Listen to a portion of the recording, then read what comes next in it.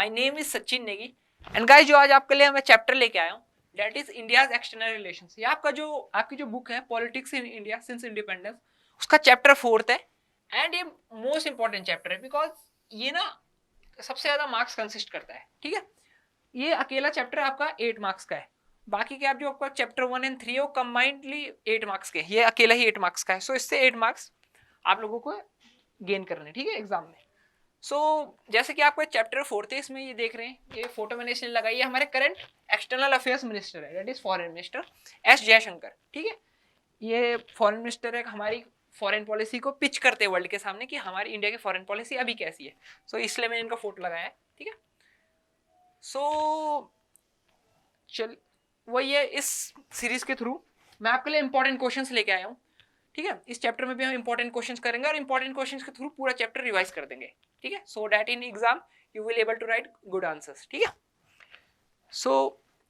अब जैसे ये है आपका जो first chapter and third chapter था, वो अकेले कितने मार्क्स के, 8 मार्क्स के, दैट इज 4 मार्क्स का ही आएगा, 4 मार्क्स का ही आएगा। बट ये जो थर्ड चैप्टर है ना आपका, ये सीबीएसई का सिलेबस है। ठीक है, इंडियाज फॉरेन पॉलिसी, बस रीनेम कर दिया है, इंडियाज एक्सटर्नल रिलेशंस को उन्होंने रीनेम करके क्या बोल दिया, इंडियाज फॉरेन पॉलिसी। ये अकेला 8 मार्क्स का है। ठीक है, तो ये मोस्ट इंपॉर्टेंट चैप्टर है। ठीक है, इससे ज्यादा वेटेज का चैप्टर कोई है नहीं आपकी बुक में। ठीक है, बाकी के ये 6 मार्क्स के होंगे फिर। ठीक है, तो इस पे हम अच्छे से फोकस करेंगे, इसलिए इस पे हम क्वेश्चंस करेंगे। ठीक है, सबसे पहले हम करते हैं थोड़े लॉन्ग क्वेश्चंस। ठीक है, तो लॉन्ग क्वेश्चंस जो हैं आपके वो स्टार्ट है कुछ यहाँ से। ठीक है,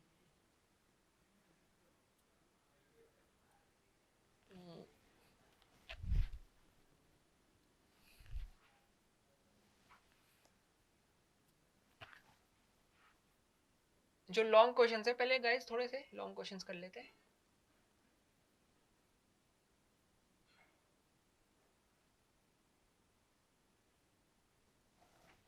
तो जो आपका फर्स्ट क्वेश्चन है वो है why did India distance herself from the 2 super power camps.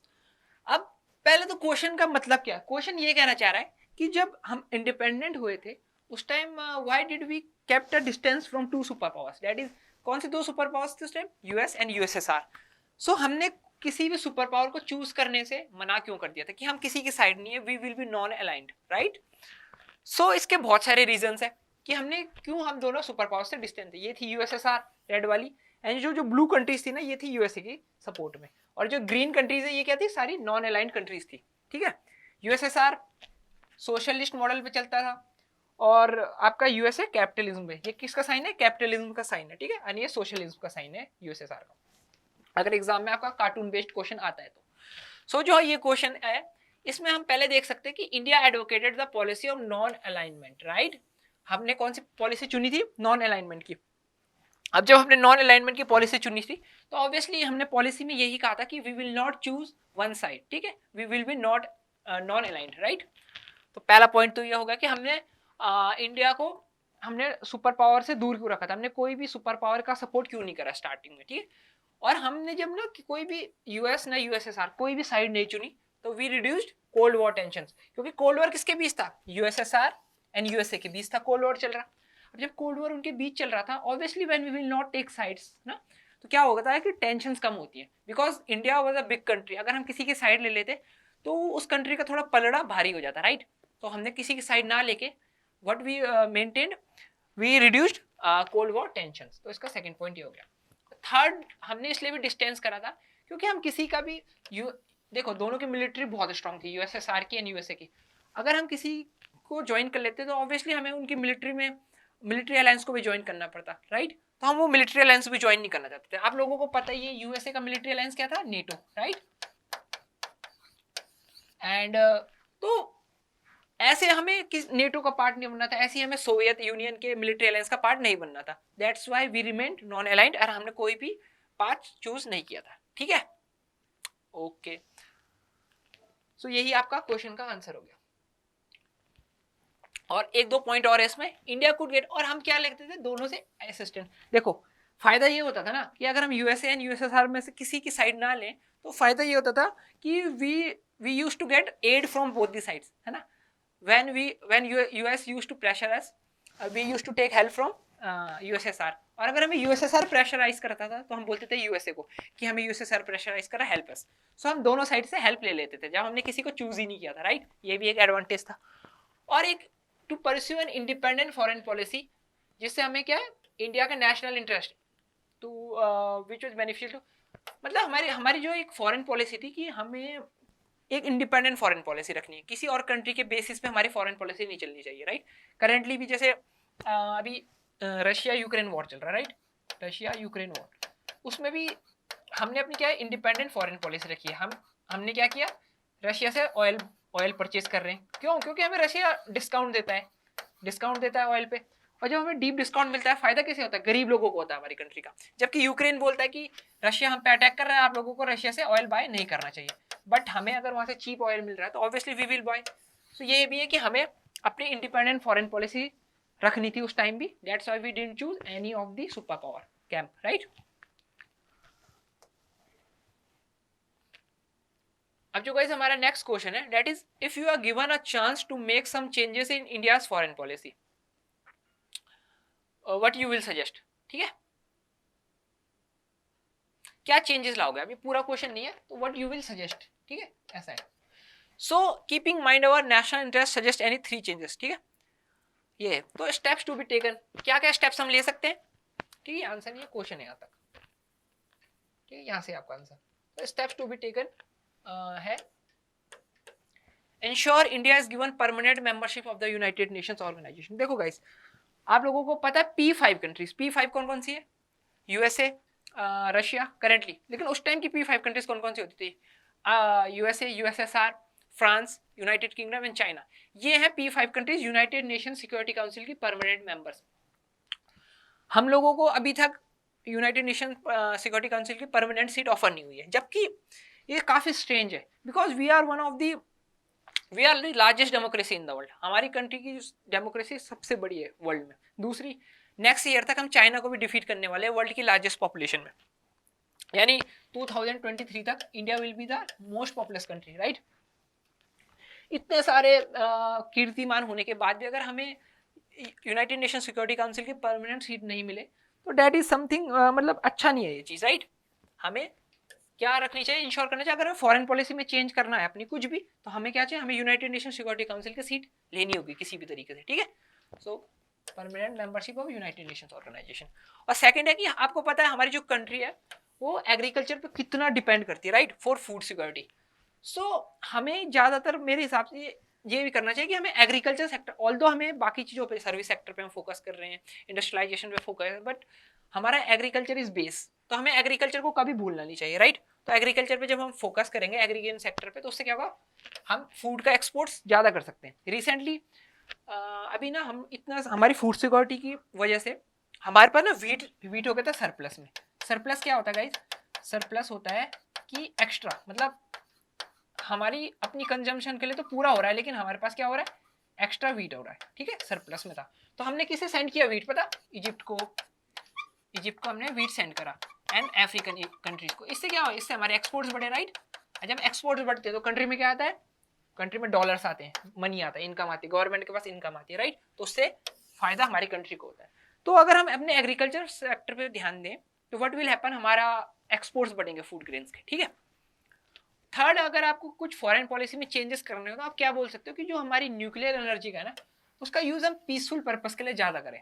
आजकल क्या हो रहा है कि सब लोग न्यूक्लियर वेपन्स बना रहे हैं, राइट। तो न्यूक्लियर वेपन्स से तो डिस्ट्रक्शन ही होती है ऑब्वियसली, राइट, डिस्ट्रक्शन होती है अगर यूज हो गए तो। सो rather than making nuclear weapons, हमें क्या करना चाहिए, ज्यादा फोकस न्यूक्लियर एनर्जी से क्या करना चाहिए, पीसफुल पर्पस में, पीसफुल पर्पस के लिए यूज करना चाहिए, ठीक है। और इससे क्या होगा, और at the same time making time India a world power, इससे हम क्या बनेंगे, वर्ल्ड पावर ही बनेंगे। सो हमारी कुछ फॉरेन पॉलिसी में ये चेंजेस हम इंक्लूड कर सकते हैं, ठीक है।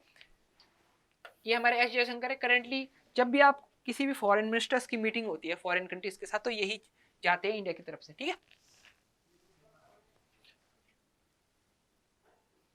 अब जो गाइस हमारा नेक्स्ट क्वेश्चन है, that is how did the Sino Indian conflict of 1962 affect the Communist Party of India. Guys देखो, जो इंडिया चाइना वॉर हुआ था ना 1962 का, इसने कम्युनिस्ट पार्टी ऑफ इंडिया को कैसे अफेक्ट कर। गाइस देखो, जो सीपीआई थी, कम्युनिस्ट पार्टी ऑफ इंडिया, जब 1962 वॉर हुआ था ना इंडिया में, तो चाइना ने हमें वॉर में, we lost the war with China, against China, right. So हम चाइना से हार गए थे। लेकिन उसके बाद क्या हुआ कि हमारे सीपीआई जो कम्युनिस्ट पार्टी ऑफ इंडिया थी उसमें दो फैक्शंस हो गए थे। एक बोलती थी कि फैक्शंस मतलब उसके अंदर में डिफरेंसेस हो गए थे। उसका एक पार्ट, आधे लोग ये बोलते थे कि हमें यूएसएसआर की आइडियोलॉजी पे चलना चाहिए, लेकिन आधे लोग बोलते थे हमें चाइना के साथ चलना चाहिए, लाइक जैसे चाइना की आइडियोलॉजी पे चलना चाहिए। सो वही है इसका आंसर। देख रहे it communist Party of India, ठीक है।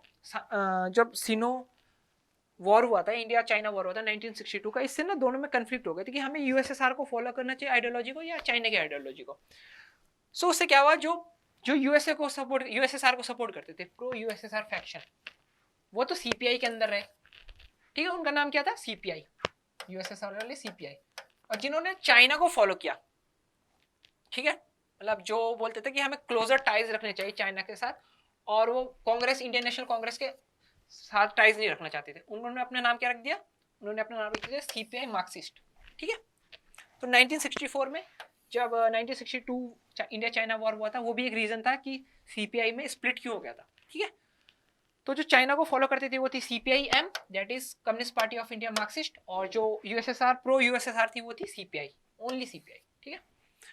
और जब हम ना एक्चुअली 1962 में हम चाइना से वॉर हार गए थे ना, उसके बाद जो लोग ना प्रो चाइना थे, स्पेशली सीपीआई एम में, that is Communist Party of India Marxist में, उनको ना हमने अरेस्ट करा, बहुत सारे लीडर्स को अरेस्ट करा और उनको हमने जेल में भी डाल दिया था। बिकॉज यार अभी तो हम चाइना से वॉर हारे थे and they are praising Chinese leaders and all that, ठीक है।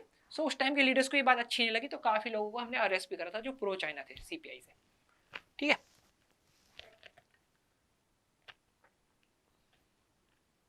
अब जो गाइस हमारा नेक्स्ट क्वेश्चन है, the Indo China war of 1962 dented India's image at home and abroad. Do you agree with the statement? Justify your answer with any 3 arguments. अब guys जो India China war था 1962 का, हम हार गए थे, ठीक है, चाइना से, because we were not prepare that time, ठीक है। इसके बहुत सारे रीजन है। इससे क्या हुआ था, हमारी इंटरनेशनल लेवल पे तो हमारी काफ़ी बेइज्जती हुई थी, इवन एट नेशनल लेवल वहाँ पे भी काफ़ी बेइज्जती हुई थी। लोगों को भी ये बात बिल्कुल पसंद नहीं आई थी कि हम चाइना से वॉर कैसे हार गए 1962 में, ठीक है। तो हमारी इमेज खराब हुई थी इंटरनेशनल नेशनल लेवल पे, इसको जस्टिफाई करना है कैसे, ठीक है। I agree with this statement, because हमें ना जब हम चाइना से ना when we lost the war with China ना, हमें ना अमेरिका को अप्रोच करना पड़ा, ग्रेट ब्रिटेन को अप्रोच करना फॉर मिलिट्री असिस्टेंस, हमें इनसे हेल्प मांगनी पड़ी थी, यूएसए से एंड यूनाइटेड किंगडम से। तो ये भी एक शेम की बात थी कि अभी तो हम यूनाइटेड किंगडम से आज़ाद हुए थे 1947, अब हमें उन्हें हेल्प की ज़रूरत पड़ी कुछ सालों बाद। तो एक ये फैक्टर था। दूसरा ये था कि जो सोवियत यूनियन था, हम सोचते थे कि यूएसएसआर शायद इंडिया को सपोर्ट करेगा when China attacked India, but Soviet union ने उस टाइम न्यूट्रल रही, ना उन्होंने हमें सपोर्ट करा ना उन्होंने चाइना को सपोर्ट किया। सो ये भी एक हमें थोड़ा इससे भी हमारी थोड़ी बेइज्जती हुई थी इंटरनेशनल लेवल पे, ठीक है। एंड जो बात थर्ड पॉइंट है कि this induced a sense of national humiliation. Obviously guys इतनी बड़ी कंट्री होके इंडिया, हम चाइना के अगेंस्ट वॉर हार गए, even they captured whole Arunachal Pradesh and then although they gave it back, but उन्होंने कैप्चर कैसे कर लिया, इवन अक्साई चीन का एरिया उन्होंने कैप्चर कर रखा अभी तक, अरुणाचल प्रदेश का एरिया तो उन्होंने वापस दे दिया था, ठीक है, but they took the Aksai चीन एरिया, ठीक है, अभी तक उनके पास। तो इससे लोगों को भी काफी गुस्सा आया था, नेशनल ह्यूमिलिएशन हुई थी हमारी, ठीक है। और फिर ये भी हुआ था, जो हमारे डिफेंस मिनिस्टर थे ना उस टाइम, उनको रिजाइन भी करना पड़ा था, क्योंकि यार obviously because our army was not ready. और आर्मी किसके अंडर होती है, कमांडर्स के ना, कमांडर्स किसके अंडर होता है, डिफेंस मिनिस्टर के अंडर, ठीक है। तो डिफेंस मिनिस्टर ने भी रिजाइन करा, टॉप आर्मी कमांडर्स को भी रिजाइन करा, उन्होंने भी काफी जो अच्छे से लीड नहीं कर पाए थे आर्मी को, ठीक है, उन्होंने भी रिजाइन करा था। देन इवन जो कांग्रेस थी, इंडियन नेशनल कांग्रेस, उनकी जो गवर्नमेंट थी ना, उनके अगेंस्ट पार्लियामेंट में एक नो कॉन्फिडेंस मोशन भी इंट्रोड्यूस हुआ था, कि फर्स्ट टाइम हुआ था ऐसा, ठीक है, कि but although no confidence motion was not passed, but still it was मतलब इंट्रोड्यूस तो हुआ था, ठीक है। और फिर क्या हुआ था, जब हम 1962 वॉर में चाइना से हार गए थे ना, and they occupied this area, जो रेड वाला एरिया नहीं है, अक्साई चीन का एरिया, ये इनके पास अभी तक है, ठीक है, अक्साई चीन का एरिया।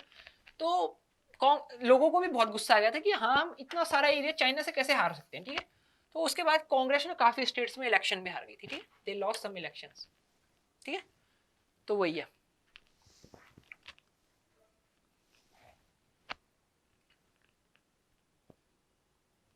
अब जो गाइस हमारा नेक्स्ट क्वेश्चन है, that is examine the efforts taken by Jawaharlal Nehru for the promotion of Afro Asian unity.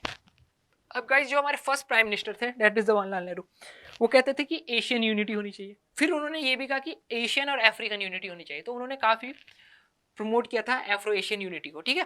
तो आप देख सकते हैं कि जवाहरलाल नेहरू के, ये जो जवाहरलाल नेहरू हमारे फर्स्ट प्राइम मिनिस्टर, इनके थ्रू कौन कौन से एफर्ट्स थे एफ्रो एशियन यूनिटी के लिए। सो एक हुई थी एशियन रिलेशंस कॉन्फ्रेंस, कब हुई थी 1947 में हुई थी, ठीक है। कब हुई थी? मार्च 1947 में। ये इवन हम इस टाइम तक तो कंप्लीटली इंडिपेंडेंट भी नहीं होते, तब भी हमने एशियन कॉन्फ्रेंस करवा ली थी। किसने करवाई थी? जवाहरलाल नेहरू ने, ठीक है, 1947 में। पहला पॉइंट, तो इससे क्या प्रमोट हुआ था? एफ्रो एशियन यूनिटी प्रमोट हुई थी इसी से, एशियन रिलेशन से। बट उसके बाद इन्होंने क्या किया, ये ना स्टॉन्च सपोर्टर थे डीकोलोनाइजेशन प्रोसेस के। अब डीकोलोनाइजेशन प्रोसेस मतलब हम पहले किसके गुलाम थे? अंग्रेजों के, ठीक है। ब्रिटिशर्स हमारे वो थे, मतलब ब्रिटिशर्स के अंडर थे हम। बट जब हमने ब्रिटिशर्स से आज़ादी ले ली तो ऑब्वियसली यार हम तो ब्रिटिशर्स के हमेशा से अगेंस्ट रहे कि दे यूज टू सप्रेस और वायलेंस का यूज़ करते थे, मतलब कभी उन्होंने भला नहीं चाहा इंडियंस का। तो ऑब्वियसली हमेशा हम कॉलोनाइजेशन के अगेंस्ट थे, राइट। तो वही है कि हम डीकोलोनाइजेशन प्रोसेस के सपोर्टर थे जवाहरलाल नेहरू। थर्ड थे कि जो रेसिज्म होता था ना साउथ अफ्रीका में या अफ्रीका में तो पूरा काफ़ी ज़्यादा रेसिज्म फैला हुआ था, क्योंकि वहाँ यूरोपियंस का राज था। स्पेशली जो अपार्टाइड था साउथ अफ्रीका में, वहाँ रेसिज्म बहुत ज़्यादा था। तो उसके भी अगेंस्ट है जवाहरलाल नेहरू कि ऐसा नहीं होना चाहिए, ठीक है। एंड जो इसका फोर्थ पॉइंट है, that is India made earnest affairs for the early realisation of an international conference in 1945 to 49 to support its freedom conference. ये इंडिया में for early realisation of an international conference, ये हमने क्या किया था? Indonesia. Actually ना guys यहाँ पे इंडोनेशिया गायब है। हमने ना एक्चुअली इंडोनेशिया पे किसका राज था? इंडोनेशिया पे था डच का राज। डच इन पे राज करते थे, तो हमने इवन इंडोनेशिया को सपोर्ट किया था कि डच को इंडोनेशिया को फ्रीडम होनी चाहिए, उनको फ्रीडम मिलनी चाहिए डच के रूल से। सो इवन जवाहरलाल नेहरू ने वो भी सपोर्ट किया था, ठीक है। Earnest effort for the early realisation of an international conference in 1949 to support Indonesia's freedom struggle, ठीक है, ऐसा है। और जो आपका फिफ्थ पॉइंट है, the Afro Asian conference held in Indonesian city of Bandung in 1955। अब गाइस एक कॉन्फ्रेंस हुई थी 1955 में, बैंडुंग कॉन्फ्रेंस। बैंडुंग कहाँ है? बैंडुंग एक जगह है इंडोनेशिया में। जो ये बैंडुंग कॉन्फ्रेंस हुई थी, ये हुई थी एफ्रो एशियन कंट्रीज के बीच, ठीक है। लेटर बैंडुंग कॉन्फ्रेंस ही किसकी फाउंडेशन बनी? किसके नाम की, लाइक जो नाम है नॉन अलाइनमेंट मूवमेंट, उसकी फाउंडेशन क्या थी? बैंडुंग कॉन्फ्रेंस में ही पड़ गई थी, राइट। सो आप ये पॉइंट्स कुछ रख सकते हैं, ठीक है। Later led to the establishment of the NAM. So इसमें से कोई भी अगर 3 मार्क्स का क्वेश्चन आता है तो 3 पॉइंट आप लिख सकते हैं, और 6 मार्क्स का आता है तो आप 6 के 6 पॉइंट लिख सकते हैं, ठीक है। तो फिर जो सो गाइस जो अब हमारा नेक्स्ट क्वेश्चन है, that is describe the role of first prime minister of India Jawaharlal Nehru in formulating and implementing the foreign policy of India. जो गाइस हमारे फर्स्ट प्राइम मिनिस्टर थे, आपको पता ही है वो प्राइम मिनिस्टर तो थे लेकिन फॉरेन मिनिस्टर ऑफ इंडिया भी थे, ठीक है। उन्होंने खुद ही को फॉरेन मिनिस्टर ऑफ इंडिया भी बना लिया था उसी टाइम। तो जवाहरलाल नेहरू का हमारी फॉरेन पॉलिसी में क्या क्या रोल रहा है, ठीक है। तो हमें ये कोई भी 3 पॉइंट्स लिख रहे हैं। तो आप देख सकते हैं वो एक इन्फ्लुएंशियल लीडर थे, ठीक है, ये तो सबको पता है। बड़ी कैरिज्मेटिक उनकी पर्सनैलिटी हुआ करती थी, कितने लाखों लोग उन्हें फॉलो किया करते थे, ठीक है। अब उन्होंने क्या एडवोकेट करी थी? उन्होंने एडवोकेट करी थी पॉलिसी ऑफ नॉन अलाइनमेंट, ठीक है। उन्होंने बोला था कि policy of non alignment, non align रहेंगी इंडिया, और जो बाकी की डीकोलोनाइज कंट्रीज है उनको भी नॉन अलाइंड ही रहना चाहिए। वो ये भी एडवोकेट करते थे कि बाकी कंट्रीज को भी नॉन अलाइनमेंट का पाथ फॉलो करना चाहिए, राइट। तो जो अब हमारा सेकंड पॉइंट है इसमें, he was for preserving the sovereignty of India. वो चाहते थे कि जो अभी हमने सोवेरेनिटी ली है, बड़ी मुश्किल से हमने अंग्रेजों को मार पीट के भगाया, ठीक है, भाग ही नहीं रहे थे, राइट। उनको तब हमने परेशान इतना कर दिया वो चले गए थे छोड़ के India.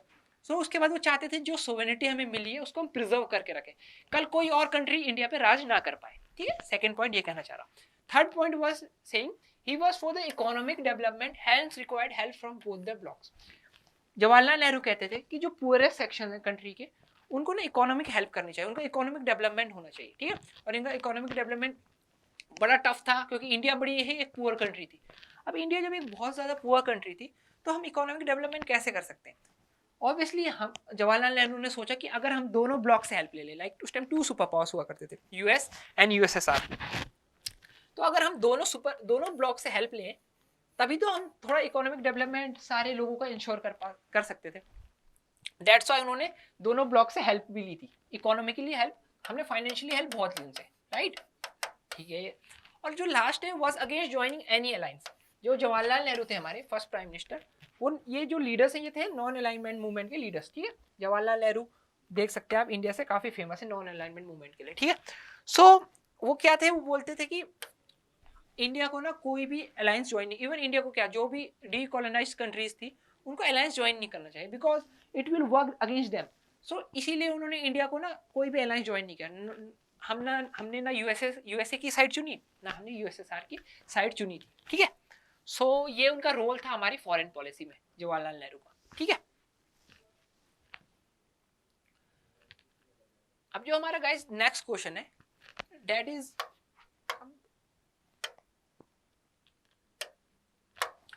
Suggest any two measures to improve relations between India and Pakistan. आपको पता है गाइस हम इंडिया एंड पाकिस्तान के बीच कितने वॉर्स हो चुके हैं, राइट।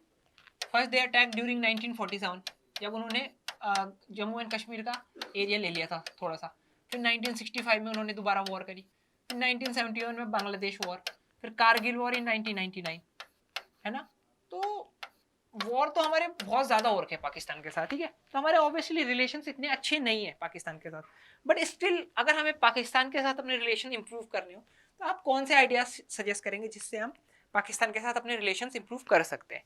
तो गाइस कर सकते हैं हम, ऑब्वियसली देयर आर चांसेस। हम अगर people to people contact improve कर दे, लाइक अच्छे ना लोगों का अच्छा एक दूसरे के साथ कांटेक्ट बने, बातें हों, या एक दूसरे की सिटीज में हम जा पाए घूमने घूमने, तो इससे क्या बढ़ता है, पीपल टू पीपल का कांटेक्ट बढ़ता है। तो इससे क्या होता है, अच्छी रिलेशनशिप डेवलप होती है। वरना क्या होता है कि इंडिया के लोग पाकिस्तान के लोगों के लिए कुछ सारे नहीं, कुछ पाकिस्तान के लोग इंडिया के लोगों के लिए खराब बोलते, कुछ इंडिया के लोग पाकिस्तान के लोगों के लिए खराब बोलते। ये चीज कम हो जाएगी जब people to people contact increase होगा।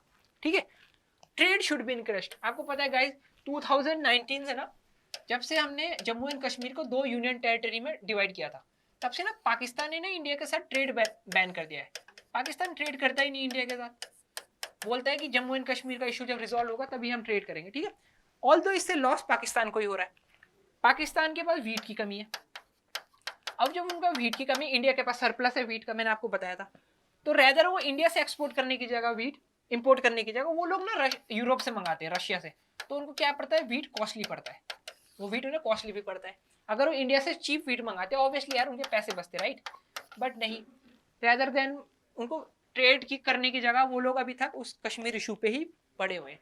तो अगर ट्रेड बढ़ता है ना इंडिया और पाकिस्तान के बीच, तब भी रिलेशन इंप्रूव हो सकते हैं। ठीक है, क्योंकि ट्रेड में दोनों सरकारों को फायदा होता है। जब सबको फायदा होता है तो ऑब्वियसली सब सोचते हैं कि हमें अच्छे रिलेशंस मेंटेन करने चाहिए। ठीक है, और जो थर्ड पॉइंट है, negotiations to be held to resolve various issues of conflict. ठीक है, रेदर देन अगर हमें कोई भी इशू को सॉल्व करना है तो rather than going to war direct ना, वॉर करने की जगह क्या करें, सिंपल यार, इशू जो कंफ्लिक्ट है, मतलब जो इशू है उसको ना डिप्लोमेटिकली सॉल्व करो, टेबल्स पे सॉल्व करो। टेबल पे मतलब टेबल पे डिस्कस करेंगे दोनों के डिप्लोमेट्स एंड जो उनके लीडर्स हैं, and by talk we can solve various issues, right, rather than कि हाँ वॉर ही करनी है।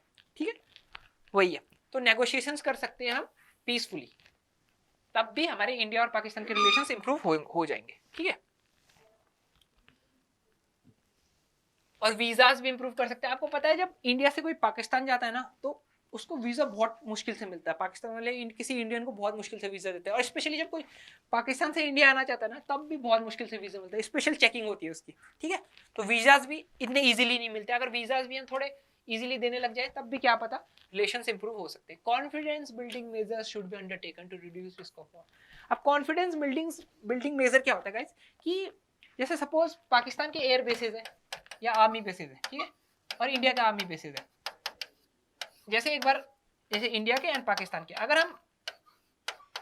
अगर इंडिया पाकिस्तान को ये बताए कि हमारे एयर बेसिस की लोकेशन बता दे कि हमारे एयर बेसिस कोई वेस्ट बंगाल में, कोई महाराष्ट्र में, कोई कहीं है, ऐसे ही पाकिस्तान बता दे कि हमारे एक एयर बेस इस्लामाबाद में, एक लाहौर में, तो इससे क्या होता है ना, हमें एक दूसरे की लोकेशन का आइडिया होता है। अब जब हम एक दूसरे की लोकेशन एयर बेसिस का आइडिया दे देते हैं, या कोई भी बेस हो मिलिट्री का आइडिया दे देते हैं, तो इससे कॉन्फिडेंस बढ़ता है कि हाँ if they are telling these information, these sensitive information, that means कि हाँ रिलेशंस इंप्रूव होते हैं इन चीज़ों से। तो कॉन्फिडेंस बिल्डिंग मेजर्स यही होते हैं कि एक दूसरे में कॉन्फिडेंस बिल्ड करना कि हाँ यार ट्रस्ट वर्दी हो सकता है दूसरा कंट्री भी, हमेशा हमें एक दूसरे को फ्रॉड की नज़र से नहीं देखना चाहिए, ठीक है। तो ऐसे confidence building measures should be undertaken to reduce risk of war, right, ठीक है।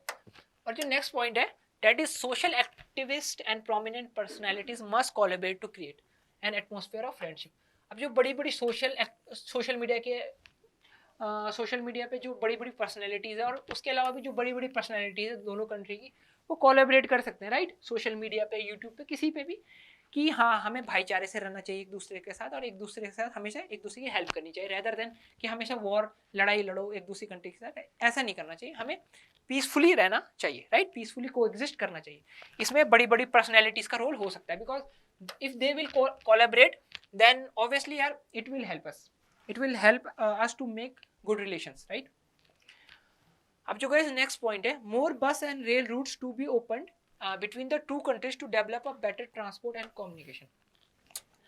आपको पता है कि चाइना मतलब इंडिया एंड पाकिस्तान के बीच पहले काफी ज्यादा ना ट्रेवल रूट्स खुले थे, लाइक बस रूट्स थे, रेल रूट्स थे, लेकिन धीरे धीरे जैसे जैसे पाकिस्तान एंड इंडिया के रिलेशंस खराब हुए ना टाइम के साथ, तो ये रूट्स वगैरह काफी कम हो गए, मतलब बसेस जो जाती थी पाकिस्तान या पाकिस्तान से इंडिया आती थी वो कम हो गई, ठीक है।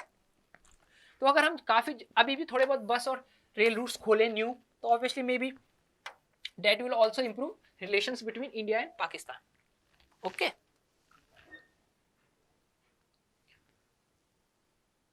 अब है हमारा guys next question, analyse the nuclear policy of India. अब देखो गाइस न्यूक्लियर पॉलिसी की पहले मैं आपको थोड़ी सी बैकग्राउंड बताता हूँ।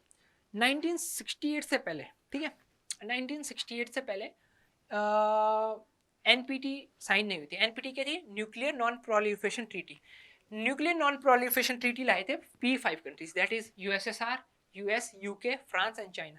ये कहते थे कि 1968 से पहले ये एनपीटी ट्रीटी आई थी, कौन सी कंट्रीज लाई थी? P5 कंट्रीज लाई थी। ये इन्होंने ये कहा P5 कंट्रीज ने कि 1968 से पहले जिस जिस कंट्री के पास न्यूक्लियर वेपन्स है वो अपने पास न्यूक्लियर वेपन्स रख सकते हैं, बट अगर 1968 के बाद कोई कंट्री न्यूक्लियर वेपन्स एक्वायर करती है तो उन पे हम सैंक्शंस लगाएंगे, या 1968 के बाद कोई भी कंट्री न्यूक्लियर वेपन नहीं बना सकती। बेसिकली एनपीटी ये कहती थी। ये कौन लाई थी? 5 कंट्रीज जिनके पास पहले से न्यूक्लियर वेपन्स थे।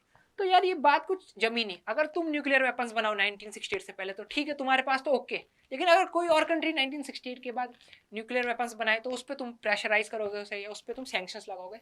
सो ये काफ़ी कंट्रीज को ये बात पसंद नहीं आई थी, ठीक है, उसमें से हमारी एक इंडिया भी थी। तो अगर न्यूक्लियर पॉलिसी की बात करें तो हम ना हमेशा से फेवर में थे कि एटॉमिक एनर्जी का यूज़ किस के लिए? पीसफुल पर्पस के लिए करना चाहिए। जो नेहरू थे, नेहरू बोलते थे कि न्यूक्लियर वेपन्स नहीं बनने चाहिए, रेदर देन हमें ना न्यूक्लियर एनर्जी का यूज़ पीसफुल पर्पस के लिए करना चाहिए, लाइक पावर जनरेट करने के लिए, ठीक है, या बाकी चीज़ों के लिए, rather than making nuclear weapons. ये हमारी पॉलिसी है। सेकेंड पॉइंट है कि हमने ना एनपीटी जो साइन थी, nuclear non proliferation treaty, nuclear non proliferation treaty in 1968, हमने इसको ना साइन ही नहीं करा। हमने कहा ये तो बड़ी डिस्क्रिमिनेटरी ट्रीटी है, तुम nuclear P5 countries nuclear weapons बनाए तो ठीक है, और अगर इंडिया न्यूक्लियर वेपन बनाए या कोई और कंट्री न्यूक्लियर वेपन बनाए तो गलत है। ये एनपीटी कहती थी। तो हमने कहा we are not signing this NPT because it is discriminatory, ठीक है।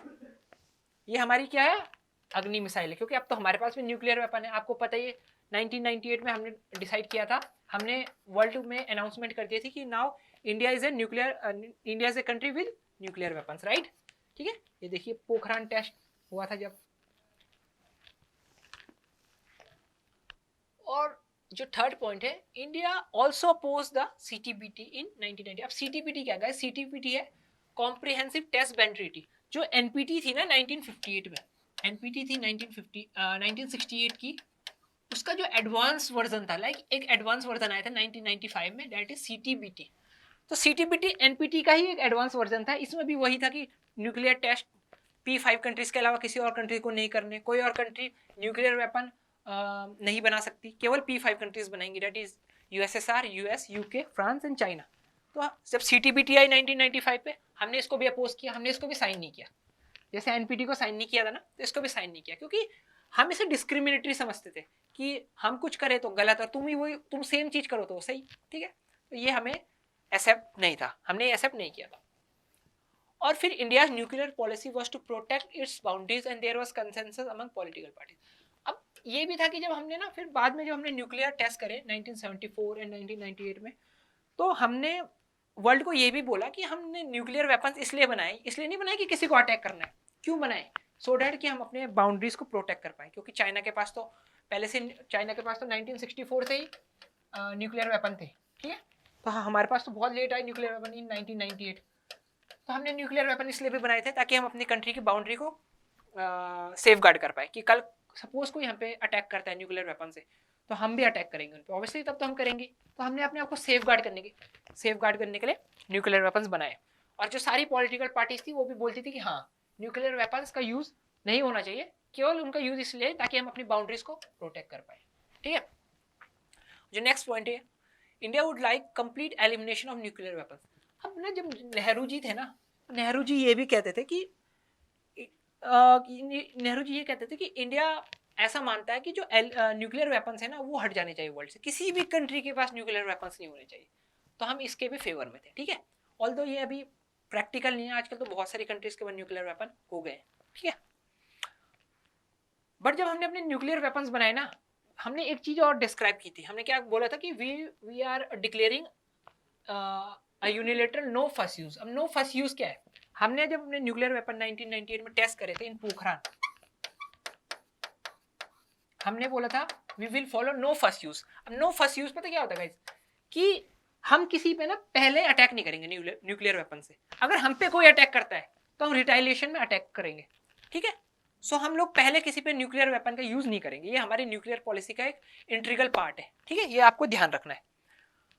और आपको पता है 1974 में हमने पोखरान में टेस्ट किया था। उस टाइम इंदिरा गांधी हमारी प्राइम मिनिस्टर थी। और हमने क्या बोला था? हमने ये बोला था कि हमने ये क्यों टेस्ट किया? पीसफुल पर्पस के लिए टेस्ट किया। ऐसे नहीं कि हमें न्यूक्लियर वेपन बनाने, हमने पीसफुल पर्पस के लिए न्यूक्लियर टेस्ट किया था 1974 में, ठीक है।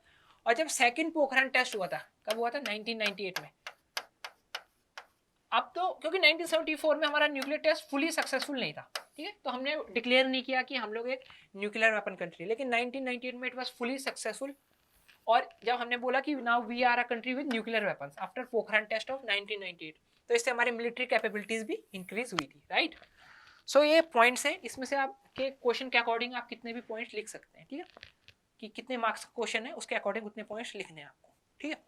तो आई होप आप लोगों को इंडिया की न्यूक्लियर पॉलिसी समझ आई हो।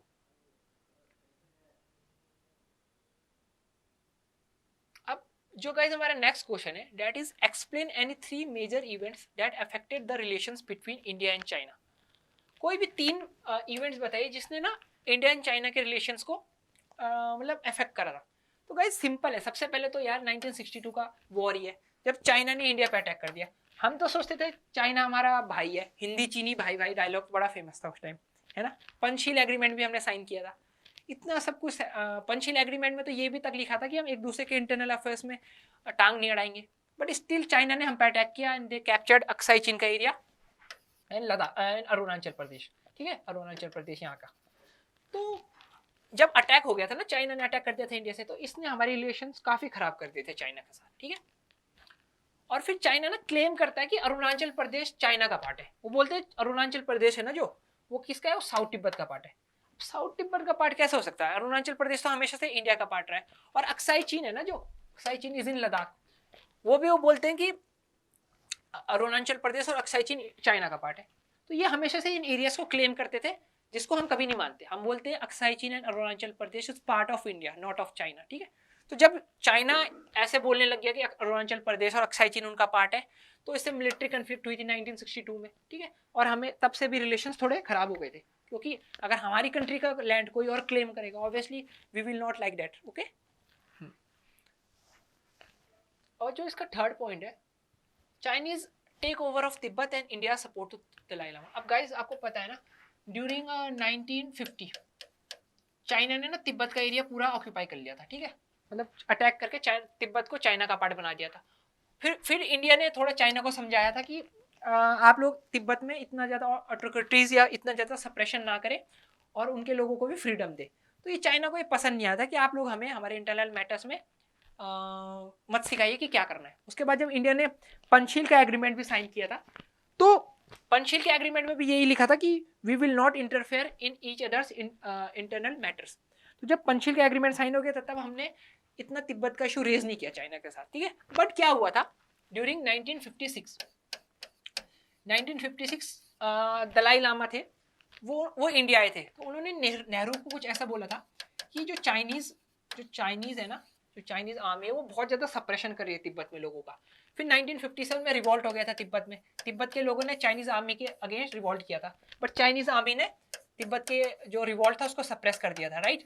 जब सप्रेस कर दिया था तो 1959 में दलाई लामा को थोड़ा डर लगने लग गया कि अब तो शायद जो तिब्बत के लोगों ने जो रिवॉल्ट करा था उस वजह से दलाई लामा को जेल में डाल देंगे, क्योंकि दलाई लामा ना तिब्बत के स्पिरिचुअल लीडर है। तो लोग ऐसे ऑब्वियसली चाइनीज आर्मी को ऐसे लगेगा कि वो जो रिवॉल्ट था वो दलाई लामा ने करवाया होगा। अब जब दलाई लामा को 1959 में डर लग गया तो दलाई लामा ने असाइलम कहा लिया इंडिया में, दलाई लामा आ गए इंडिया में और इंडिया ने असाइलम दे भी दिया। और जब इंडिया ने दलाई लामा को असाइलम दिया इंडिया में तो this thing was not liked by the China, China को ये चीज बिल्कुल पसंद नहीं आई। तो इसने भी थोड़ा ना इंडिया और चाइना के रिलेशंस को अफेक्ट किया था, ठीक है। जो नेक्स्ट पॉइंट है, visits of dignitaries led to improvement of relations. Obviously अगर बड़े बड़े लीडर्स या बड़ी बड़ी पर्सनैलिटीज एक दूसरी कंट्री को विजिट करें तो ऑब्वियसली रिलेशंस इंप्रूव हो सकते हैं, राइट।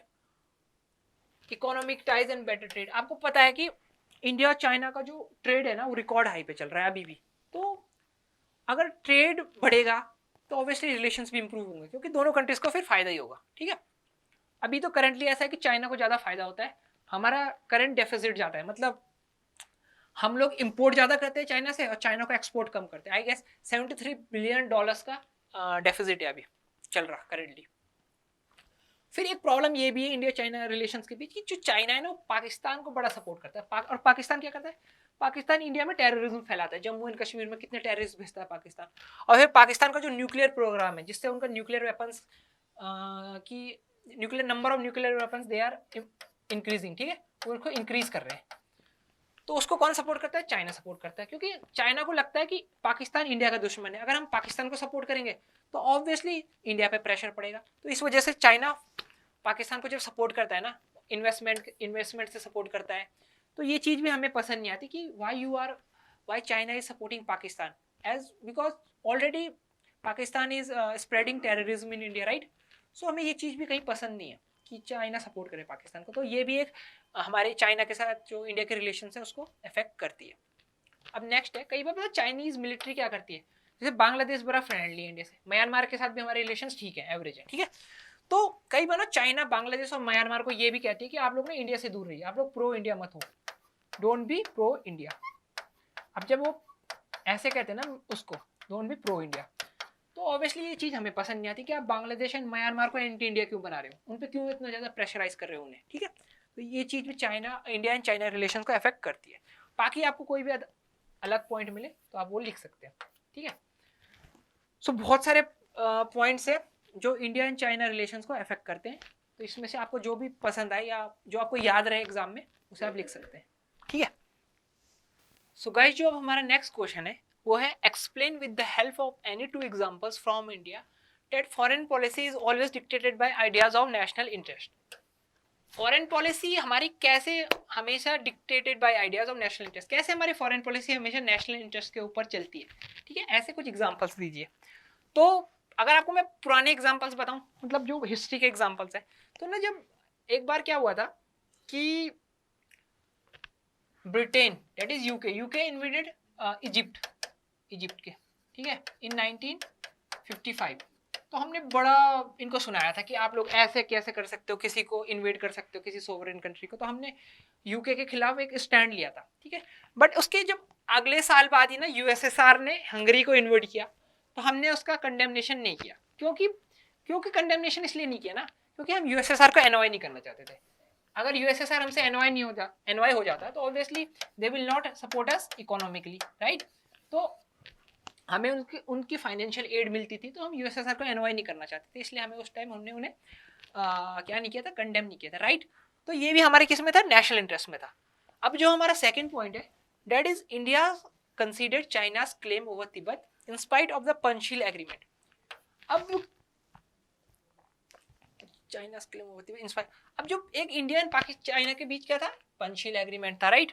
पंचशील एग्रीमेंट बोलता था कि we will not interfere in each others internal matters, और भी बहुत सारे पॉइंट्स थे, ठीक है। हम एक दूसरे की रिस्पेक्ट करेंगे और हमेशा सपोर्ट करेंगे एक दूसरे को rather than being a enemy.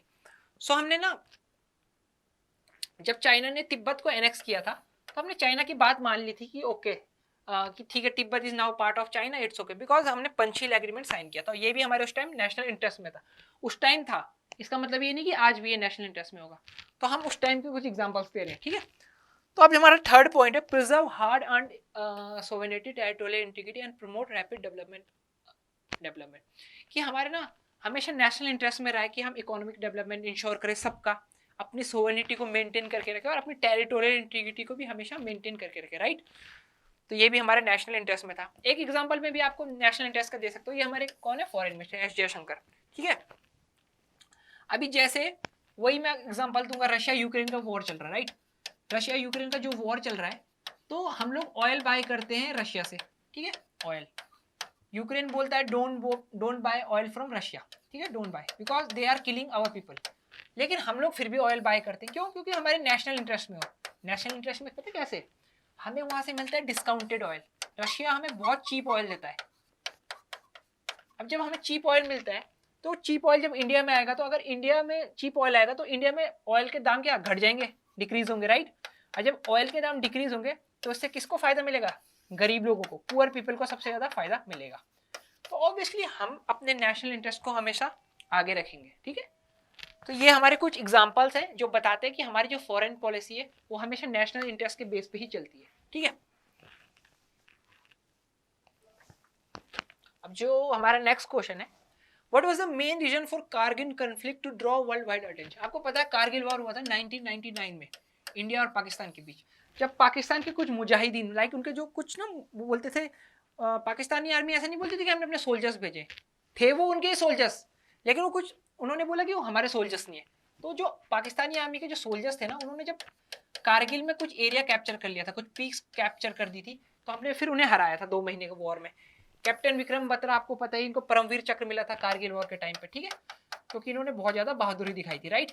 तो जब हमने उन्हें हरा दिया था, like when we were fighting, जब कारगिल वॉर में इंडिया और पाकिस्तान के सोल्जर्स फाइट कर रहे थे, तो ये बहुत ज्यादा न्यूज में आ गई थी। पता है न्यूज में क्यों आ गई थी? क्योंकि ना 1998 में क्या हुआ था, पोखरान टेस्ट हुआ था।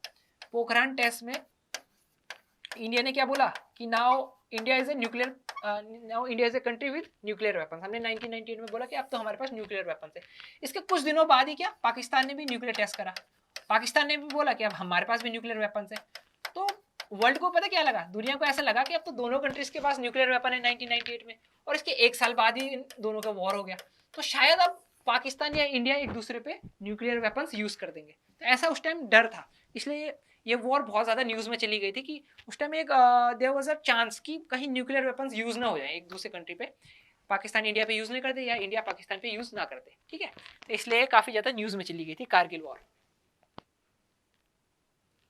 अब जो गाइस हमारा नेक्स्ट क्वेश्चन है, describe any 2 aspects each of the cordiality and tension in the relationship between India and China. कोई भी पॉइंट्स बताइए, 2 पॉइंट बताइए जो इंडिया चाइना के रिलेशंस को पॉजिटिव वे में भी दिखाते हैं, नेगेटिव वे में भी दिखाते हैं, कि कौन से ऐसे इश्यूज है जिसमें इंडिया एंड पाकिस्तान की, इंडिया एंड चाइना की रिलेशनशिप बहुत अच्छी है, और कौन से इश्यूज ऐसे जिसमें हमारे डिफरेंसेस है, ठीक है। तो लेट्स स्टार्ट। सबसे पहले आप देख सकते हैं कि जब ना चाइना आजाद हुआ था 1949, लगभग इंडिया एंड चाइना एक ही टाइम पे इंडिपेंडेंस मिली थी। तो India was one of the first countries जिसने रिकॉग्नाइज किया था कि ठीक है, जो कम्युनिस्ट गवर्नमेंट है चाइना की, हमने उसको रिकॉग्नाइज करा था, ठीक है। तो one of the first countries. तो ये ऑब्वियसली ये चीज ये दिखाती है कि इंडिया कितना फ्रेंडली था चाइना के साथ, जब हमने one of the first countries we became to recognise China at that time, ठीक है। पंचशील एग्रीमेंट साइन किया 1954। पंचशील एग्रीमेंट में बहुत सारे एग्रीमेंट थे कि हम एक दूसरे के टेरिटोरियल इंटीग्रिटी को मतलब रिस्पेक्ट करेंगे, सोवरेनिटी को रिस्पेक्ट करेंगे, अच्छे रिलेशंस मेंटेन करेंगे। पंचशील एग्रीमेंट से ये दिखता था कि इंडिया चाइना फ्रेंडली कंट्रीज है, ठीक है। हमने तो बहुत ट्राई करा कि चाइना के साथ हम अच्छे रिलेशंस मेंटेन करके रखें, ठीक है। फिर 1998 में राजीव गांधी इवन चाइना भी गए थे, ठीक है, वो हमारे प्राइम मिनिस्टर थे। तो ये भी चीज दिखाती है कि हम चाइना के साथ हमेशा से अपने रिलेशंस इंप्रूव करना चाहते थे और ये चीज़ें दिखाती भी है कि हमारे चाइना के रिलेशंस ठीक थे। फिर आपको पता ही है कि हमारा जो ट्रेड है ना, ये तो 2016 का डेटा है। अभी जो करंट डेटा है ना 2022 का, ये तो बहुत ज़्यादा है, 70 बिलियन। अब तो लगभग आई गेस 150 बिलियन पहुंच चुका है, 150 बिलियन डॉलर्स ट्रेड पहुंच चुका है इंडिया चाइना के बीच। तो जब ट्रेड बढ़ता है ना, तो ऑब्वियसली रिलेशनशिप भी इंप्रूव होती है कंट्रीज के बीच। तो ऐसे ही जब हमारा ट्रेड बढ़ा तो हमारे रिलेशनशिप भी इंप्रूव हुई चाइना के साथ। अब ये पॉइंट तो हो गए पॉजिटिव में कि किस तरीके से इंडिया एंड चाइना के, एक डायलॉग आप लोगों को और याद होगा 1950s के टाइम, हिंदी चीनी भाई भाई, ये डायलॉग भी दिखाता है कि हाँ, कि हमारे चाइना के साथ अच्छे रिलेशंस थे, राइट। अब हम कुछ एस्पेक्ट्स देखते हैं जिससे पता लगता है इंडिया एंड चाइना के बीच रिलेशनशिप इतना भी अच्छे नहीं है। तिब्बत इशू, तिब्बत जब चाइना ने ना 1950 में कब्जा लिया था ना, तो जो नेहरू थे ना, उन्होंने चाइना को बोला था कि आप लोग ना तिब्बत को ऐसे एनेक्स मत करो, उन्हें ऑटोनॉमी दो या थोड़ी फ्रीडम तो दो। पर चाइना को ये बात पसंद नहीं आई थी। फिर नेहरू ने भी बाद में ज्यादा बोला नहीं, क्योंकि 1954 में पंचशील एग्रीमेंट साइन हो गया था। पंचशील एग्रीमेंट साइन हो गया था, उसमें वही था कि हमें एक दूसरे की रिस्पेक्ट करनी है, एक दूसरे के इंटरनल मैटर्स में टांग नहीं अड़ानी। तो नेहरू ने जब पंचशील एग्रीमेंट साइन कर लिया था, तो फिर हमने चाइना को ज्यादा बोला भी नहीं कि आप तिब्बत को ऑटोनॉमी दो वगैरह दो। लेकिन फिर तिब्बत इशू में क्या हुआ था आपको पता ही, 1959 में जो तिब्बत के लीडर थे दलाई लामा, वो इंडिया आ गए थे, राइट। हमने उन्हें क्या दे दिया था, असाइलम दे दिया था। तो जब हमने उन्हें असाइलम दे दिया था ना, तो किसको गुस्सा आया था, चाइना को ये बात बिल्कुल पसंद नहीं आई थी कि आप लोग कैसे तिब्बत के लीडर को एक असाइलम दे सकते हैं इंडिया में। तो इस इशू ने भी इंडिया चाइना के रिलेशन थोड़े खराब करे थे, ठीक है। और जब 1962 में आप लोगों को पता है चाइना ने ना अक्साई चीन का एरिया, एसी लिख रहा हूँ अक्साई चीन का एरिया एंड अरुणाचल प्रदेश का एरिया कैप्चर कर लिया था ना, तो इससे भी टेंशन बढ़ गई थी। अरुणाचल प्रदेश का एरिया तो इन्होंने वापस दे दिया था इंडिया को, बट अक्साई चीन का एरिया आज भी इनके पास है। और ये हम बोलते हैं कि हम इससे चाइना से कभी ना कभी हम अक्साई चीन का एरिया वापस लेंगे, ठीक है। तो ये भी इंडिया चाइना के जो रिलेशन है उनके बीच एक इशू है। और जब चाइना ने इन्वेजन कर दिया था ना अक्साई चीन और अरुणाचल प्रदेश में 1962 में on the both the disputed regions, China बोलता था कि अरुणाचल प्रदेश एंड अक्साई चीन है जो लद्दाख का, वो चाइना का पार्ट है, लेकिन वो था इंडिया का पार्ट और है भी इंडिया का पार्ट। लेकिन जब चाइना बार बार उन एरियाज पे क्लेम करने लगा, तो ऑब्वियसली ये बात हमें पसंद नहीं आई। तो इस वजह से भी इंडिया और चाइना की भी टेंशन बढ़ती गई, ठीक है। और टेंशन अभी भी है। इवन अभी परसों न्यूज आई कि तवांग एरिया में चाइनीज सोल्जर थे 300, even they try to enter Arunachal Pradesh. वो तो जो हमारे इंडियन सोल्जर्स थे ना, जो इंडियन आर्मी थी, उन्होंने उन्हें एक बिफिटिंग रिप्लाई दिया और उनको वापस भगाया, हाथापाई हुई। तो चाइना तो अभी तक सुधरा नहीं है। Even till today they claim Arunachal Pradesh and Aksai चीन। अक्साई चीन का तो क्लेम करते हैं ही उनके पास, लेकिन वो और एरिया भी क्लेम करते हैं लद्दाख का, ठीक है। तो ये भी थोड़ा टेंशन का एक रीजन है।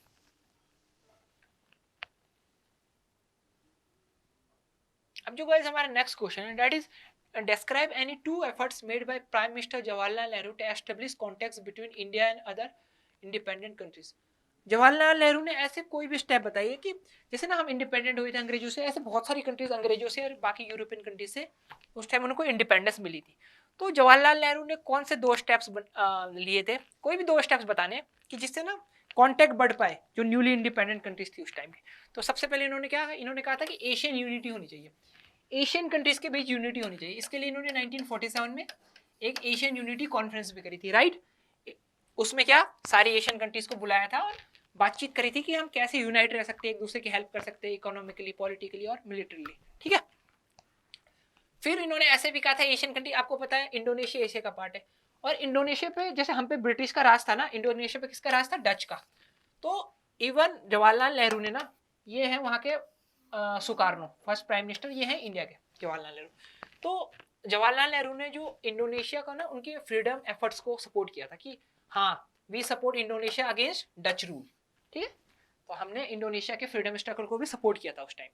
तो कुछ ये दो पॉइंट्स आप लिख सकते हैं नेहरू जी के बारे में कि किस तरीके से उन्होंने इंडिया और बाकी इंडिपेंडेंट कंट्रीज के बीच कॉन्टेक्ट एस्टेब्लिश करने के। फिर कुछ अफ्रीकन कंट्रीज भी उसी टाइम इंडिपेंडेंट हुई थी, राइट। तो उस टाइम फिर 1955 में जब एफ्रो एशियन 1955 में क्या हुई थी, एफ्रो एशियन कॉन्फ्रेंस हुई थी, ठीक है ना।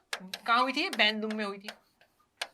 तो वहां पे भी हमने जो न्यूली इंडिपेंडेंट कंट्रीज वहां आई हुई थी उनके साथ भी हमने बातचीत करी थी, कॉन्टेक्स्ट बनाए थे, राइट, इंडिया ने।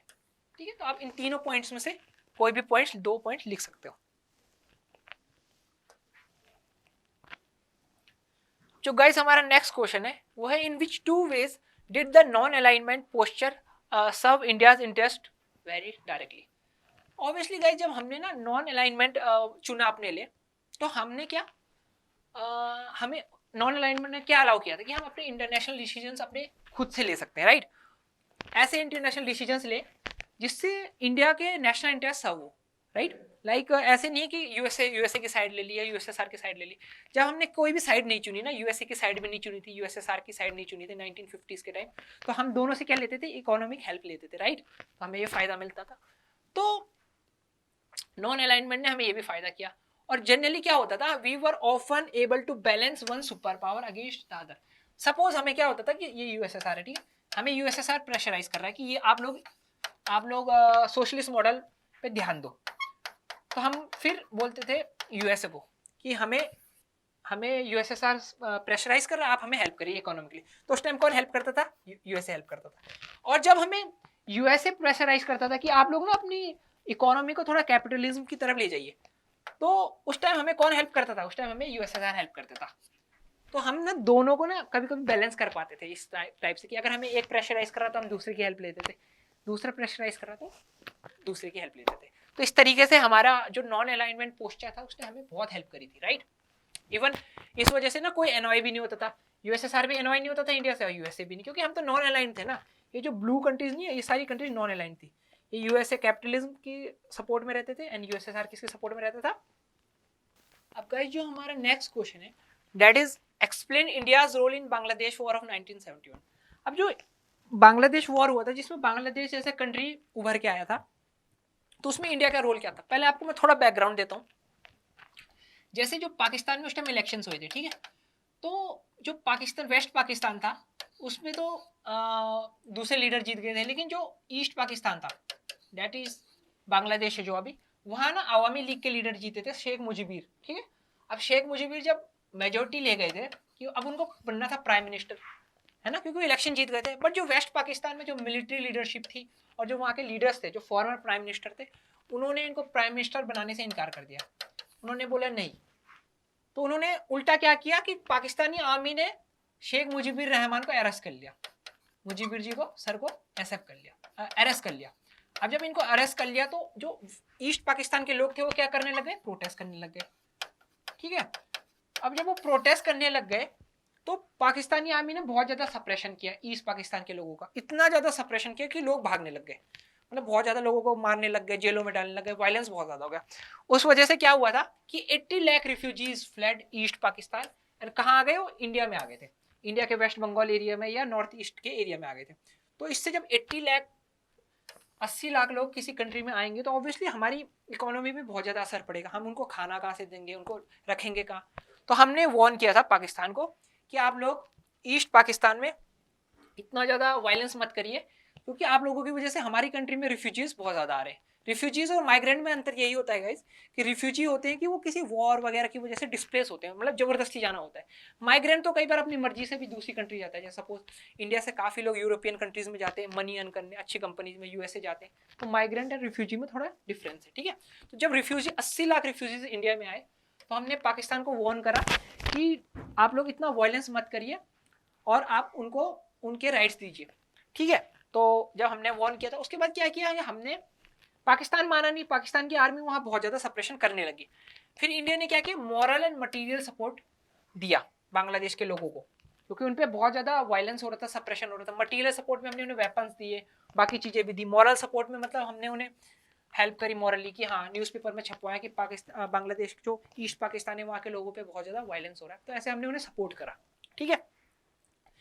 अब जब बहुत ज़्यादा रेफ्यूजीज 80 लाख रेफ्यूजीज इंडिया में आ गए तो ऑब्वियसली हमने क्या किया, हम भी देख रहे थे कि हम भी परेशान हैं, ईस्ट पाकिस्तान के लोग भी परेशान हैं। तो इंदिरा गांधी ने उस टाइम ऑर्डर दिया था इंडियन आर्मी को कि आप लोग ना जाके जो बांग्लादेश के लोग हैं, जो ईस्ट पाकिस्तान के लोग हैं, उनको हेल्प करिए। तो जब इंडियन आर्मी ने अटैक करा ईस्ट बांग्लादेश में, तो जो वहाँ के लोकल लोग भी थे ना, उन्होंने भी इंडियन आर्मी को वेलकम किया, क्योंकि we were going there to support them. तो हमें उनकी तरफ से भी काफ़ी सपोर्ट मिला। एंड हमने 10 डेज के अंदर जो वहाँ पाकिस्तानी आर्मी थी ना, अब इंडिया और पाकिस्तानी आर्मी की लड़ाई हो गई थी बांग्लादेश में, ठीक है, तो उसमें हमने 10 दिन में पाकिस्तान की आर्मी को हरा दिया था। एंड पाकिस्तानी आर्मी के पता कितने सोल्जर्स ने सरेंडर किया था? 90,000 सोल्जर्स ने सरेंडर किया था। अभी 90,000 सोल्जर्स ने जब सरेंडर कर दिया तो उसके बाद हमने किसको लिबरेट करा दिया था? ईस्ट पाकिस्तान को। अब ईस्ट पाकिस्तान के जो फिर ईस्ट पाकिस्तान को हमने रिकॉग्नाइज कर दिया था कि अब east Pakistan is new country that is Bangladesh. ये उनके लीडर थे, ये सरेंडर एग्रीमेंट साइन कर रहे हैं 90,000 सोल्जर्स का, ठीक है। तो इस तरीके से कुछ इंडिया का रोल था बांग्लादेश वॉर में। हमें रिफ्यूजीज का बर्डन बहुत ज़्यादा लेना पड़ रहा था, तो ऑब्वियसली हमने सपोर्ट किया ईस्ट पाकिस्तान के लोगों को, और ईस्ट पाकिस्तान के लोगों ने इंडियन आर्मी ने पाकिस्तानी आर्मी को हरा दिया था ईस्ट पाकिस्तान में, ठीक है। जब पाकिस्तानी आर्मी ने सरेंडर कर दिया 90,000 लोगों ने उनके, तो Bangladesh was a new country. और उनके फर्स्ट प्राइम मिनिस्टर भी कौन बने थे? शेख मुजीब बने थे, ठीक है, जिनको पाकिस्तानी आर्मी ने पहले अरेस्ट कर लिया था जब वो इलेक्शन जीते थे। तो I hope the story is clear, ठीक है।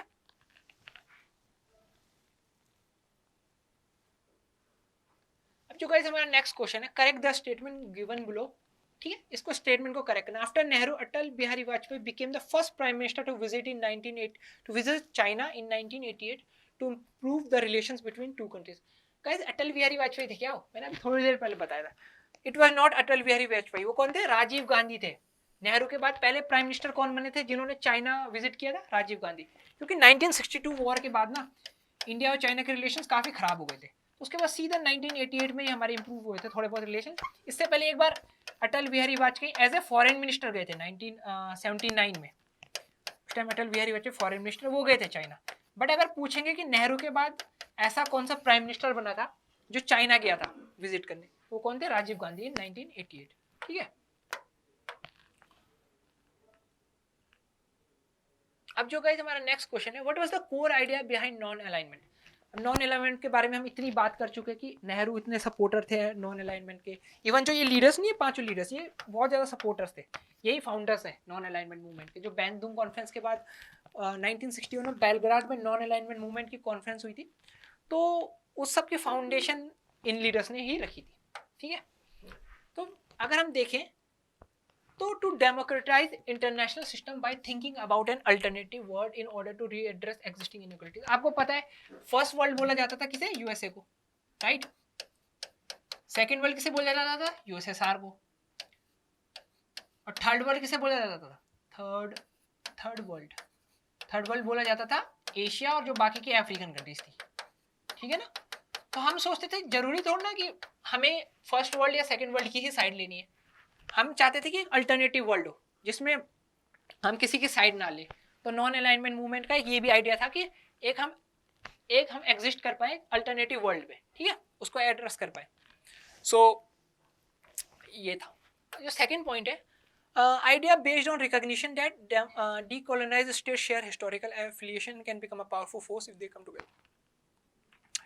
एक ये भी था नॉन अलाइनमेंट के पीछे आइडिया कि जो हमारा जो डीकोलोनाइज्ड स्टेट्स है, जैसे हमने अंग्रेजों से उसी टाइम इंडिपेंडेंस ली थी, तो जो बाकी की जो डीकोलोनाइज्ड स्टेट्स है ना, वो कहीं ना कहीं सेम हिस्ट्री शेयर करती, क्योंकि वो किसी के अंडर में थे।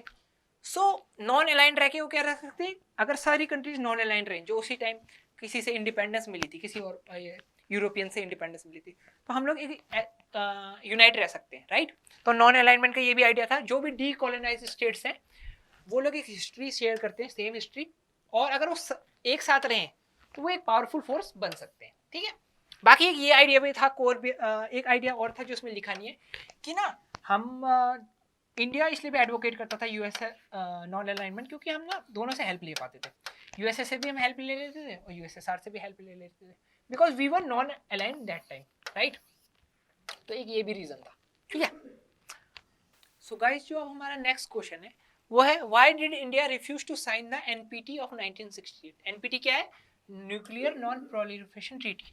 सिंपल है, मैं आपको पहले समझा चुका हूँ कि हम लोग उसको क्या समझते थे? डिस्क्रिमिनेटरी समझते थे, क्योंकि जो चाइना थी, चाइना थी, यूएसएसआर थी, आपकी यूके था, ठीक है, यूके इज हियर, यूके आपका जो यूएसए था, आपका जो बाकी पांचों कंट्रीज थी, फ्रांस थी, तो ये पांचों कंट्रीज के पास तो आपके क्या थे? न्यूक्लियर वेपन्स थे। बट ये बोलते थे कि जो 1968 के पास जिन कंट्रीज के पास न्यूक्लियर वेपन्स है वो तो न्यूक्लियर वेपन्स रख सकते हैं, लेकिन जो 1968 के बाद कोई भी कंट्री अपने पास न्यूक्लियर वेपन्स नहीं कर सकती, ना ही उनका टेस्ट कर सकती है। तो हमने बोले ये तो डिस्क्रिमिनेटरी है, तो हमने उसको क्यों साइन नहीं किया, क्योंकि वी कंसिडर्ड इट डिस्क्रिमिनेटरी। और एक ये भी था कि जो हमारी नेबरिंग कंट्रीज थी लाइक चाइना, इसके पास क्या थे, न्यूक्लियर वेपन थे। ऑब्वियसली पहले 1962 में चाइना पहले ही हमसे एक वॉर फाइट कर चुका था, तो हमें डर था कि यार कहीं चाइना फ्यूचर में हमारे पास हम पे न्यूक्लियर वेपन की धमकी ना दे या हम पे यूज ना कर ले, इसलिए भी हमने साइन नहीं करी थी एनपीटी, क्योंकि हम भी चाहते थे कि कभी ना कभी इंडिया न्यूक्लियर वेपन्स डेवलप करे। और हमने कब करे थे, 1998 में जब पोखरण टेस्ट हुआ था ना, तभी हम पे न्यूक्लियर वेपन्स आ गए थे, ठीक है ना। और जो ये रेड वाली कंट्रीज नहीं है मैप में, ये इन्होंने एनपीटी साइन नहीं करा हुआ, ठीक है। और जो ये ब्लू कंट्रीज है इन्होंने करा हुआ है एनपीटी साइन, ओके। और जो ग्रीन कंट्रीज है इनके पास न्यूक्लियर वेपन्स ही नहीं है।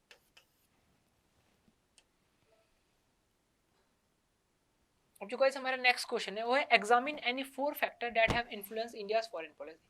तो आप कोई भी 4 फैक्टर्स ऐसे बताइए जिसने हमारी फॉरेन पॉलिसी को इन्फ्लुएंस किया हो।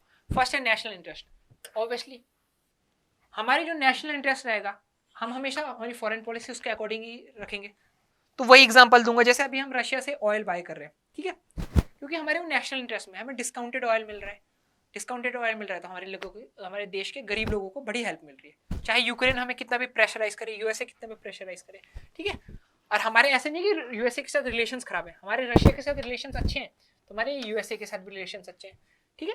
तो हम लोग हमेशा नेशनल इंटरेस्ट ऊपर रखते हैं कि हाँ हम किसी की साइड नहीं लेंगे, हम अपने नेशनल इंटरेस्ट के अकॉर्डिंग चलेंगे। फिर हमारे जब हमने कॉलोनियलिज्म से भी हमने थोड़ा कोलैप्स हो गया था, जब कॉलोनियलिज्म का अंग्रेजों से हमने आज़ादी पा ली थी और नई कंट्रीज बन रही थी, तो इसने भी हमारी फॉरेन पॉलिसी को काफ़ी इन्फ्लुएंस करा था, क्योंकि हम थे पहले, we were under British. Third was to the twin challenges of welfare and democracy. हमारी फॉरेन पॉलिसी कई बार इससे भी इन्फ्लुएंस हो जाती है, because we are a democratic state, right. और हम सबका वेलफेयर चाहते हैं, राइट, पूरी सोसाइटी का, ठीक है, गरीब तबके का, गरीब से लेकर सारे तबके का, ठीक है। और जो फोर्थ है, हमारी फॉरेन पॉलिसी को क्या इन्फ्लुएंस करता है, democratic and international environment. Obviously international environment में क्या चल रहा है, कौन किसके अगेंस्ट फाइट कर रहा है, ठीक है। और जो हमारा जो हमारी लोकल, जो हमारी डेमोक्रेसी भी है इंडिया में, वो भी कई बार हमारी फॉरेन पॉलिसी को इफेक्ट करती है, क्योंकि फॉरेन पॉलिसी को 2 ही फैक्टर करते हैं, एक तो हमारे डोमेस्टिक फैक्टर्स और एक इंटरनेशनल फैक्टर्स इफेक्ट करते हैं, राइट। और ये भी हमारी फॉरेन पॉलिसी को किसने इफेक्ट करा था, बताओ, न्यूक्लियर प्रोग्राम्स। जो न्यूक्लियर प्रोग्राम्स थे इंडिया वर्ल्ड के, या फिर जो ट्रीटीज थी लाइक एनपीटी, सीटीपीटी, इन्होंने भी हमारी फॉरेन पॉलिसी को काफी ज्यादा इन्फ्लुएंस करा, ठीक है। तो इसमें से आप कोई भी पॉइंट्स लिख सकते हैं। जो नेक्स्ट क्वेश्चन है वो है करेक्ट द स्टेटमेंट, ठीक है। तो a full scale war was between India and Bangladesh broke out in November 1997। India और बांग्लादेश के बीच वॉर हुआ था क्या?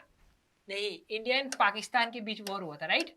अच्छा, पाकिस्तान का जो दो, एक तो था वेस्ट पाकिस्तान, एक था ईस्ट पाकिस्तान। तो ईस्ट पाकिस्तान के क्या हो गए थे, ईस्ट पाकिस्तान को हमने लिबरेट करा दिया था, और वो क्या बन गया था, बांग्लादेश बन गया था, right. So it was not Bangladesh, it was Pakistan.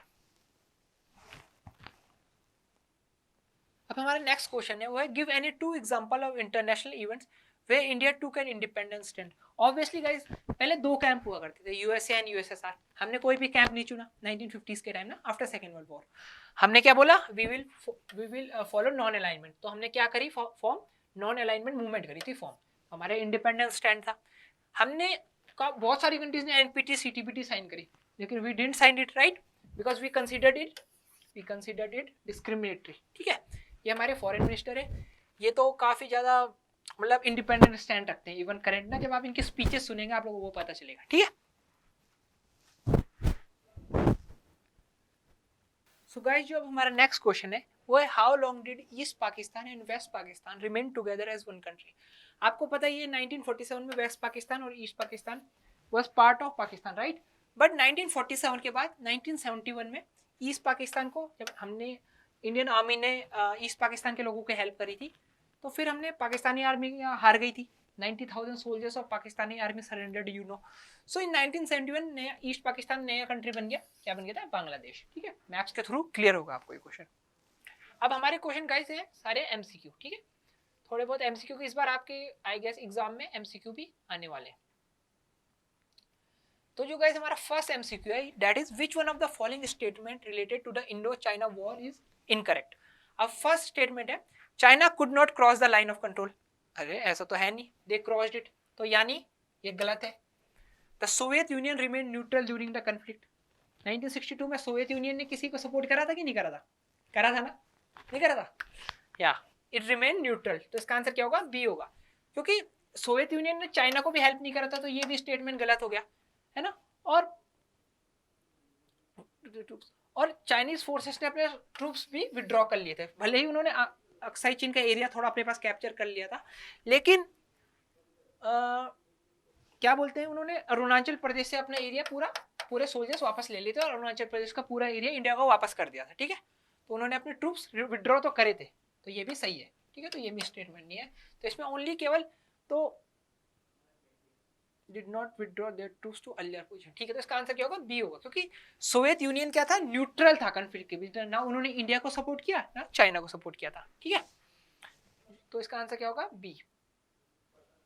और जो अब नेक्स्ट क्वेश्चन है, which one of the following constitutional principles related to article 51 is incorrect? Article 51 आपकी बुक में और ये एग्जाम में आ सकता है, ठीक है। तो आर्टिकल 51 एक डीपीएसपी है, ठीक है, वो क्या बोलता है? Promote international peace and security, right, कहता है ना। Maintain good economic relations between nation, economic relations पक्का, इस देखना। Respect for international law and treaties, ये भी कहता है, ठीक है। Encourage settlement of international dispute, जो इंटरनेशनल डिस्प्यूट है उनको बातचीत के जरिए हमें सॉल्व करना चाहिए, ये भी कहता है आर्टिकल 51। तो इसमें से क्या गलत है? ऑप्शन बी गलत है, ठीक है, तो इसका आंसर क्या होगा? बी होगा, ठीक है, बी इज योर आंसर। अब जो हमारा नेक्स्ट क्वेश्चन है वो है, the foreign policy of a nation is affected by which factors?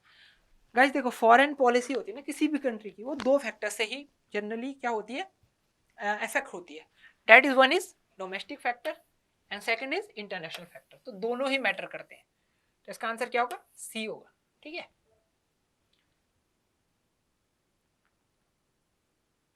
जो नेक्स्ट है, which one of the following was the last to happen? ठीक है, नेटो की फॉर्मेशन कब हुई थी? अराउंड 1949, ठीक है। फर्स्ट वर्ल्ड वॉर कब हुआ था? 1945 में एंड हुआ था, ठीक है, right. Dropping of atom bomb, जब एटम बॉम्ब गिर गया था 1945 में जापान में, तभी तो वर्ल्ड वॉर 2 एंड हुआ था। और फर्स्ट नाम सबमिट कब हुई थी? 1961 में। कहाँ हुई थी? बेलग्रेड में हुई थी, बेलग्रेड में, ठीक है। तो लास्ट कौन सा हुआ? डी हुआ ना, ठीक है, तो इसका आंसर क्या होगा? D. Which one of the following statement is not correct about non-alignment movement? ठीक है, it suggested the newly independent countries ways to stay out of alliances. Non alignment movement ऐसा कहता था कि जो भी कंट्री अभी इंडिपेंडेंट हुई है उन्हें ना कोई भी अलायंस ज्वाइन करना नहीं चाहिए, लाइक यूएसए का भी अलायंस ज्वाइन नहीं करना चाहिए एंड यूएसएसआर का भी नहीं, तो I guess this is correct, तो ये इसका आंसर नहीं होगा। India's policy of non alignment was neither negative nor passive, ये भी सही है। हमारी तो भाई नॉन अलाइनमेंट की पॉलिसी नेगेटिव भी थी, पैसिव भी नहीं थी, ठीक है। हम ना किसी को सपोर्ट करते थे ना हम किसी के अगेंस्ट थे, हम तो न्यूट्रल थे बिल्कुल कि हमें किसी को सपोर्ट नहीं करना है, ठीक है। The non alignment posture of India served interests, serve तो किया ही था ऑब्वियसली, हमें दोनों से हेल्प मिल जाती थी, यूएसएसआर से भी और यूएस से भी एड, इकोनॉमिकल एड एंड बाकी हेल्प भी मिल जाती थी। India was praised for signing the treaty of friendship with USSR, तो अब ट्रीटी ऑफ फ्रेंडशिप हमने ना यूएसएसआर से साइन करी थी 1971 में, क्योंकि हमने 1971 में वी वर अगेंस्ट पाकिस्तान और पाकिस्तान को सपोर्ट कर रहा था यूएस, तो जब पाकिस्तान को यूएस सपोर्ट कर रहा था 1971 वॉर में, तो हमें भी तो किसी की सपोर्ट की जरूरत थी, तो हमने 1971 में यूएसएसआर की सपोर्ट ली थी, राइट। लेकिन हमने उनके साथ ट्रीटी साइन करी, जब हमने ट्रीटी साइन करी तो हम तो कहते थे हम नॉन अलाइंड है। अगर नॉन अलाइंड हो तो आप लोग किसी के साथ ट्रीटी क्यों साइन कर रहे हो? ट्रीटी तो हम उसी के साथ साइन करते हैं ना जो हमारा फ्रेंड हो या हम जिसके साइड हो, तो ऑब्वियसली हमें प्रेज नहीं करा गया था, हमें क्रिटिसाइज करा था, क्रिटिसाइज, ठीक है, हमें क्रिटिसाइज करा था कंट्रीज ने कि आप लोग तो नॉन अलाइंड हो, आप लोग कैसे किसी के साथ ट्रीटी साइन कर सकते हो, तो इसका आंसर क्या होगा? डी होगा, ठीक है।